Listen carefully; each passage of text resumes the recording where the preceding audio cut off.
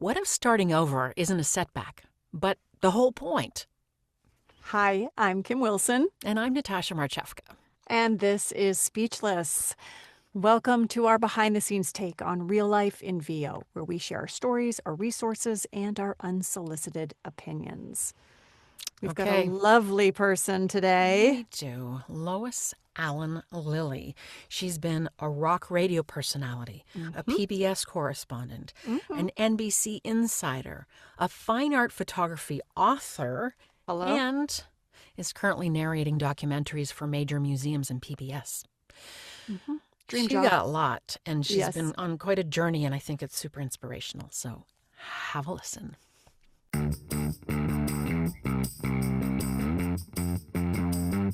Speechless.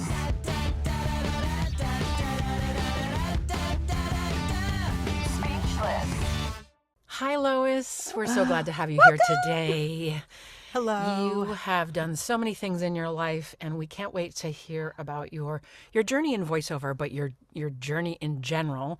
You've basically had 4 different careers or so. But all in the media and the arts. Yeah, I mean, it's not that strange to pull all those into this It's true. now voiceover career. it's true. How did they all relate? Can you give us a little background? We've shared that you were a radio personality, PBS, NBC, blah, blah, blah, art. How did this happen, Lois? Oh my gosh, that's a good question. First, I want to say how honored I am to be on the show again. And you all do a fantastic job of presenting. And we forgot to share our drinks, too. Thank you. I don't mean to cut you off. You can gush about us after the drinks. Okay. What did you bring today to drink? So I brought coconut water on the rocks in my favorite cocktail glass, which is from Baja. I love that you say So on pretty. the rocks. It's so pretty. Kim, what did you bring? I brought a margarita with a splash of fresh orange. So is it an orange margarita? I don't know. I just made it up. I did like the classic margarita recipe, and then I was like, I'm putting fresh orange in this. Oh, cool. Well, I brought fresh juice, too. It's from Pressed Juicery. I don't know if you have that in East Coast. Simple Cleanse, lemon and ginger. Love it. You know, just to feel good. Lemon and sometimes. ginger. Good. Cheers. Yep. That's it. Cheers. Cheers. And here's to the program. That was our good note. That was our good footnote. Thank you. All right, now tell us about your journey. Tell Okay, us so how you back got to- where you got. So I started calling radio stations when I was 6 years old. Oh my gosh. And Can you imagine? Yeah, I was entering contests. Oh my gosh. My first one was how many yeah yeahs in She Loves You. You remember? Yes, I remember standing on the chair to get to the phone on the wall. Oh my gosh. It is Yeah. so cute. But I didn't really think much of it until a 'Cause you cousin were of 6. mine. Okay. A cousin of mine was doing radio in South Florida, and I actually got a business degree, thinking that I wanted to go into the media, but if necessary, I'd have a business degree to fall back on or work my way into the media. Right. And then I got a job. I got a job on the radio, and I loved being a disc jockey. You don't just emceeing get a job concert- on the radio. I mean, maybe back in the day, but even back in the day as a woman, No, you don't just get a job on the radio. No. How did that no. work? I graduated, and my cousin took me to his station, You had an in. and he recorded my voice in the production room, which was a simulated control room. And he said, "Have you ever thought about doing this?" I said, "This has been a dream of mine all my life." He said, "Come move down here, South Florida, and I'll teach you how." Oh my gosh. And I did. So were you like 22 or something? Yeah. Yeah, 21 or Wow. 22.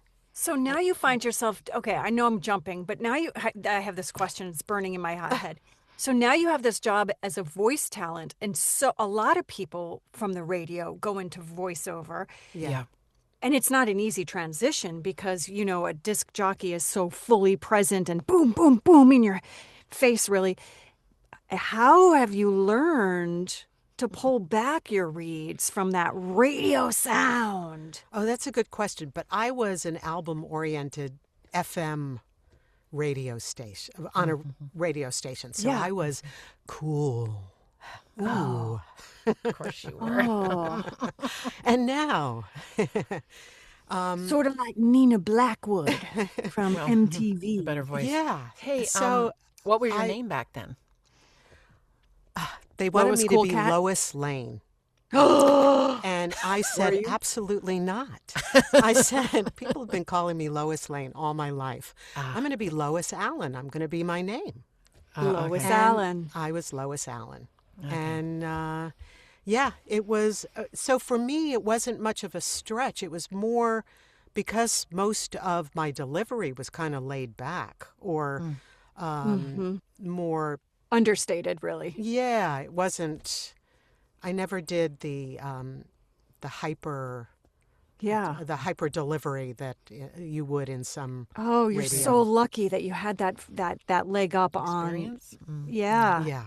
On so many things. Yeah. So, okay, so you're radio, you're super cool gal, amazing. But you've also called yourself the scratch track queen at NBC. So, Yeah. So. how does that work?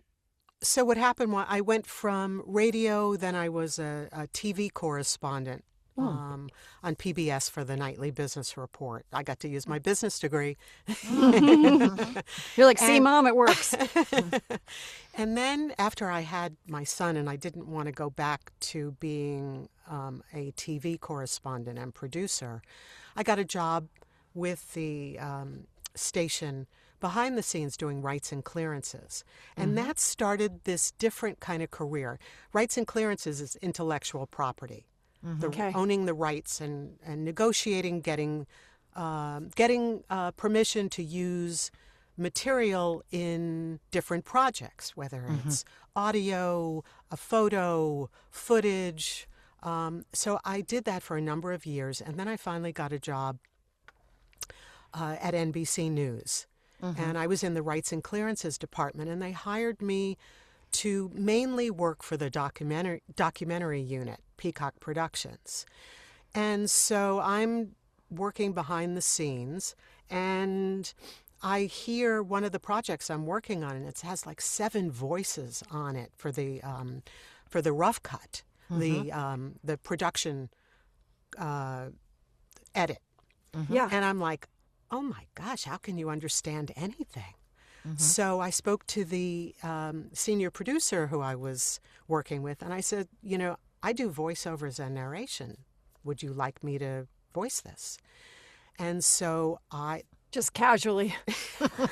I'm already sweating for you. Okay, and? And I was at NBC for 11 and a half years. Doing, oh my gosh, doing all the scratch. Yeah, and so I became the scratch track queen. And it was fantastic. It really, really just made my day. What an So I would education. work with the producers because I am a producer. Right. So yeah, it was great. And My news background. So it all kind of came together. Yeah. And it makes sense to me that that's, a big part. That's my lane. Yeah. Lois, that's your lane. Stop. Okay. So there's a few things I want to unwrap here so that people understand. So what do you think today? I mean, you were scratch tracking for over a decade. Would they still have that? And I assume it's not a paid job. It's just in addition to what you did. Same with when I worked on radio. You just did the commercials because you were free and they needed another voice. Is that how it worked there? And do you think they still have scratch track people, or is it? Well, think's they happening? Unfortunately that department closed just on the eve of the pandemic. Oh. Oh. Wow. Yeah. So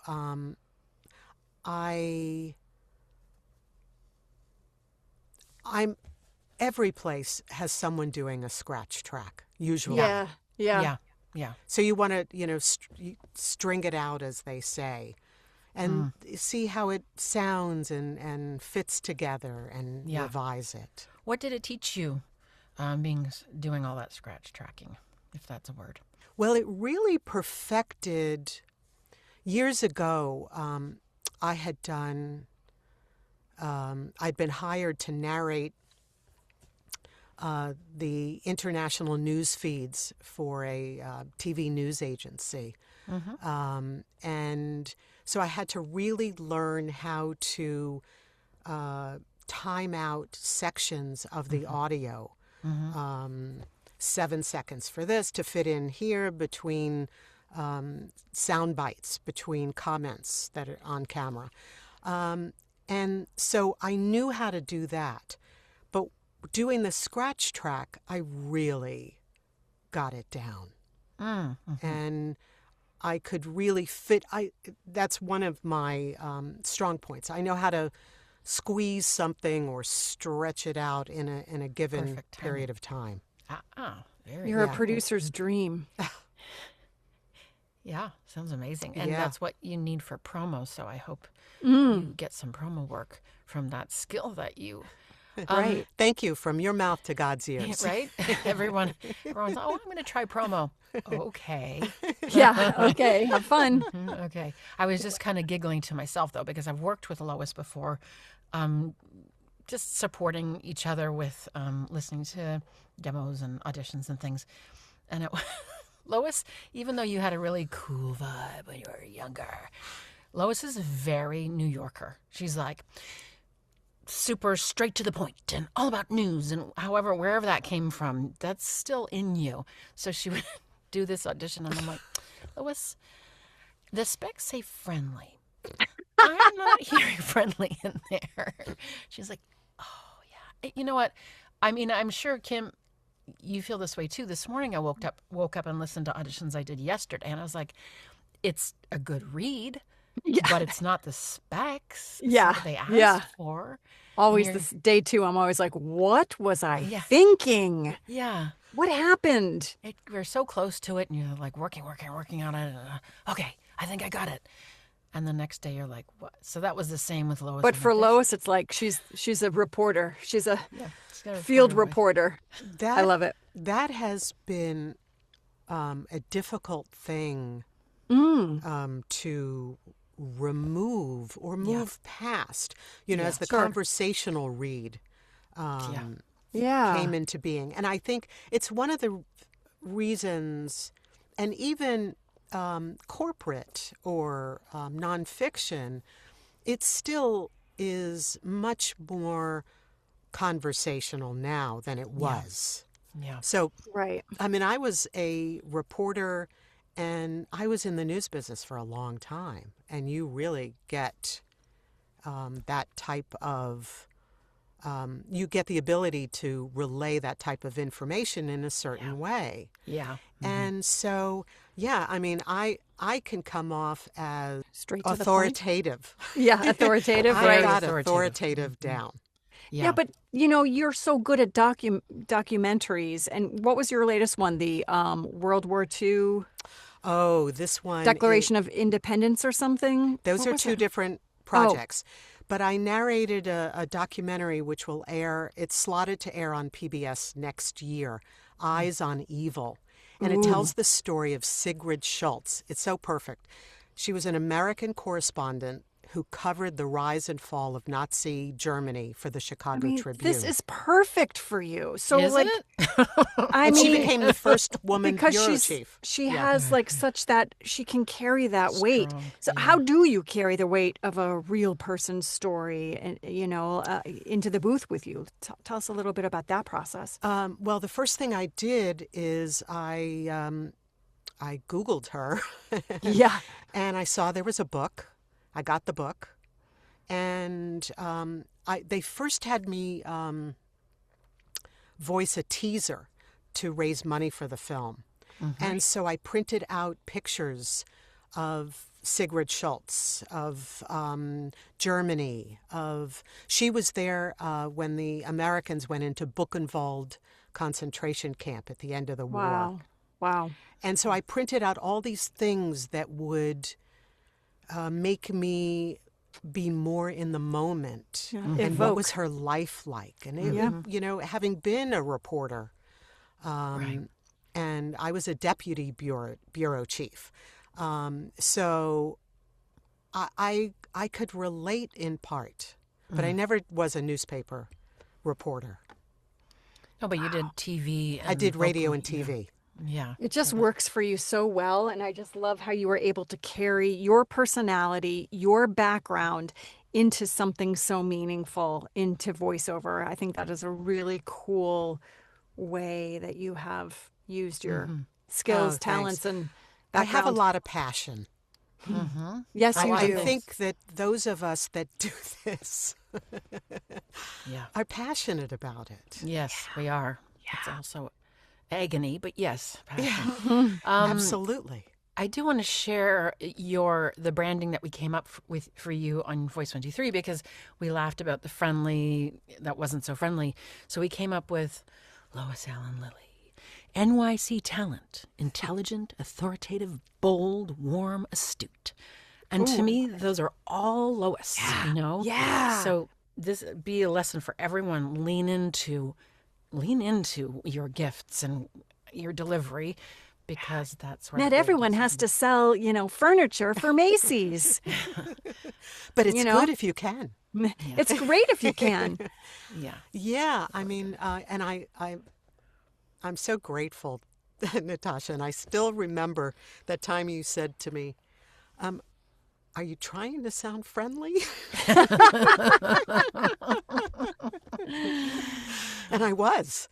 But I've done more coaching since that moment in time. But yeah, I have to be who I am. Yes. And that's what I get booked for. Yeah, exactly. I mean, that's the magic right there, isn't it? Yeah, I was just, you were mentioning, I just recently narrated a film for an exhibit at the Weitzman National Museum in Philadelphia. It's a Smithsonian-affiliated museum. Wow. And it's marking America's 250th birthday. And it's an interesting story about the island of St. Eustatius and its inhabitants, and what kind of role they played in the revolution. Wow. And so, yeah, very interesting. So I love telling stories, especially meaningful ones. Yeah. And you're always learning something when you do That's documentaries. it, yeah. Yeah. So we're going to put you on the spot for a second. You have said that tech is, it is always evolving, and that recording yourself is a particular challenge. What does that look like to you on a hard day? Like, so that people know that, what we're all like behind the scenes. What does that look like for you? Oh, wow. Beep, boop, boop, boop. Well, I do know that you hire an editor. You always hire an editor.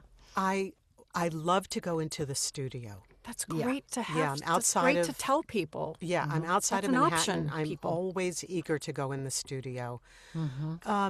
Voiceover has evolved so that now, as voiceover talent, voiceover actors, professionals, we have to be our own editors, engineers. And it's, it could be challenging wearing all those hats. Yep. So I work at, the proper mic placement, the proper recording. Is it, how are my levels? Editing takes me But do you longer. think about that every time you record? Are you looking at the levels and whatnot and mic placement? Well, I kind of set it.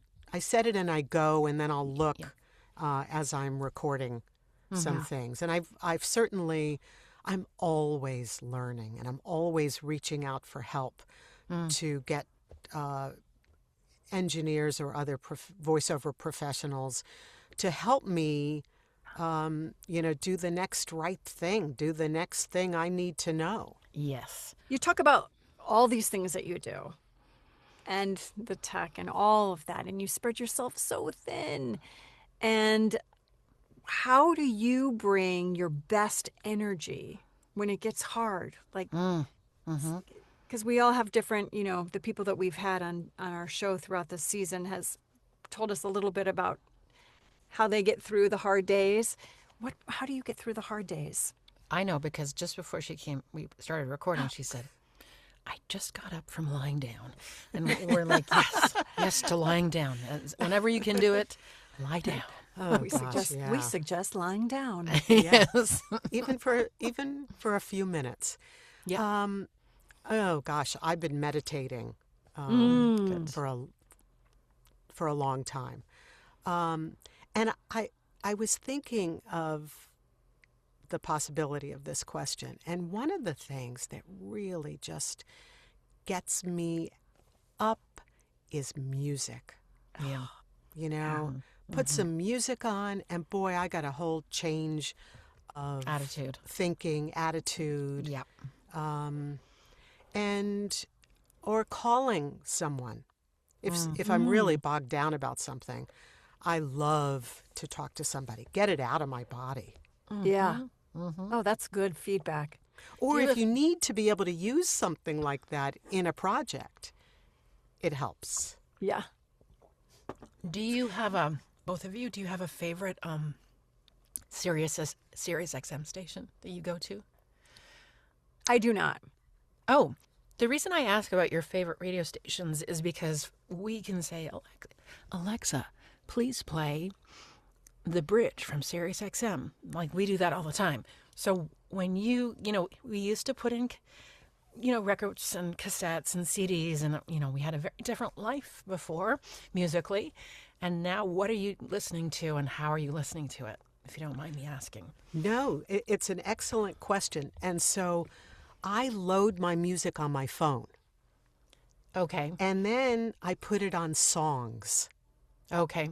To shuffle on songs. And because I'm a disc jockey, I'm always going, oh, this would be good after that. Oh, really?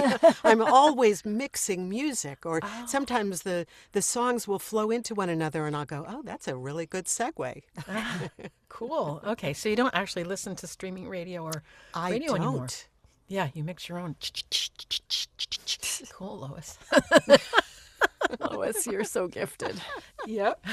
Oh, thank you. Gosh, that means so much hearing that from the two of you. Well, you and I share something. You mentioned wanting more speed and comfort in auditioning. Again, Yeah. Very relatable. I don't know about you, Kim, but I agonize. Passion, agony, one and the same in voiceover, I was thinking today.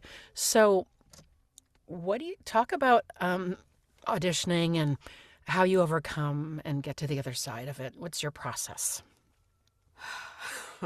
Look, I heard that sigh. Yeah. Wow.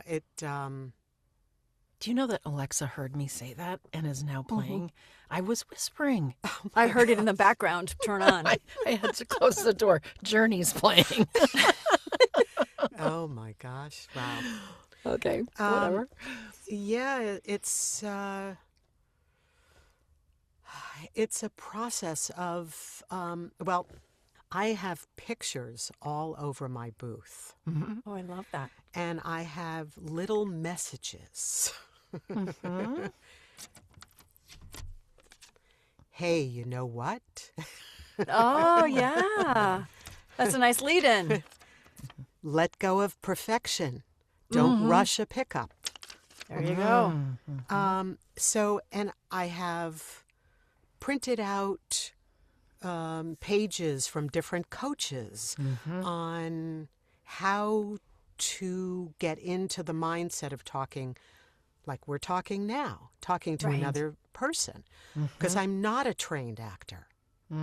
So I've been studying improv. I have, doing these little tricks. And some coaches, I've really valued their instruction. Who's your favorite, if you don't mind me asking? Oh, my gosh.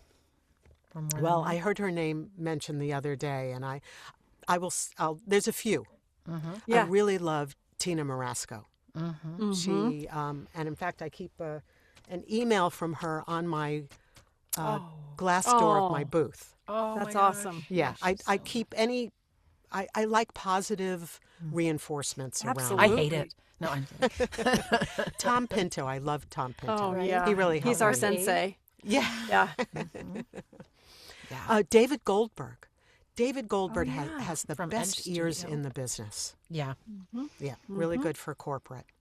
And there are a host of others, and it's like the award shows when they go up and they forget to tell about somebody else. No, that was good. So we haven't talked about the other side of your creative life, really, and I want to end with that. So your husband and yourself represent a photographer's estate, what?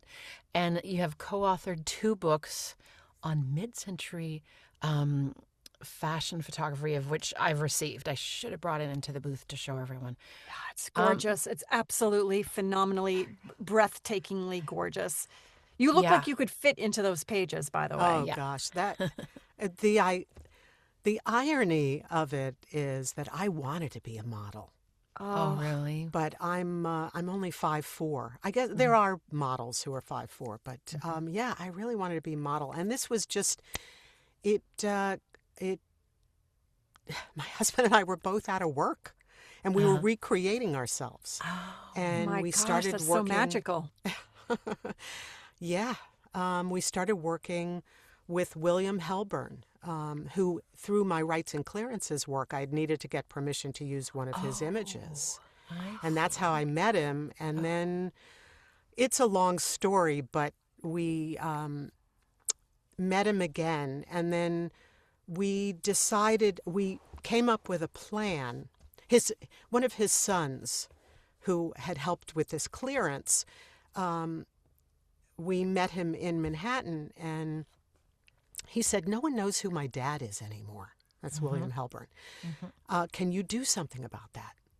And I said, "I know the perfect person." And I did, who went on to really work with some other archives. He said, "No, I don't want them. I want you." And we came up with a 3-part plan to get him online. There was not one mention of him on the internet when we started working with him. Wow. Get him online in a stock photo agency, do a book with him, and get his work in galleries. And now we have his work in galleries around the world. Yes. My gosh. Yeah, it's really been quite... That was a job. I didn't know that was a job. Yeah. Oh my gosh, we've been at it for 15 years now. Is it like being a publicist, essentially, but it's for an artist? You do marketing. Yeah, you do marketing. You reach out. You go to the events. What have you learned from him as an artist or as a person that you brought into your life? No biggie. No big question. Well, it's interesting. So Bill Helburn was an advertising and fashion photographer. And he was very successful, wildly successful in the era financially, but he kind of kept his name off of his work. And what I've learned from him is in doing his work, he was able to, he considered himself the idea man. And he would come up with an idea, because if you've got a still photo, you've got to convey the clients, just like we're doing in a 30-second ad. You've got to convey the message that the client is sending. And how do you do that? And that's really helped me in voiceover as well, because I've got to get into the head of the client. What does the client want here? And that's what Bill did with his pictures. And so he was able to, take a still image and convey this message. And his photos are fun and sexy and just great. And really like working with the work. I always look forward from an email from you, because you always have a picture in it. And I'm always like, oh, what is it this time? Yeah. So we did this book with Bill. He has since passed on. We work with his sons now. And then a family of a model approached us to do our second book, American Goddess Jean Patchett. And now we're working on the third book. This one is on another model, and this is a book on Georgia Hamilton. Wow, from word of mouth, is that how Jean Patchett came up? And or because she was Bill Helburn loved right. shooting ads with Jean Patchett. Okay. So it's a very small world that we're involved with. And you get to know a lot of the people in it. Wow. Yeah. Cool. Okay, a random question, if you don't mind. Rights and clearances, or going back. It sounds like that might be really tricky nowadays with AI. How in the world would someone with that job operate, doing rights and clearances? Like, is it even possible? And aren't you glad you're out? Yeah. Well, the good news is I'm still doing rights and clearances on our projects. Oh, because when right. you work, so in doing the book for Bill Helburn, he owned all the copyrights. But if you're a model, you don't own any of the copyrights. Oh, okay.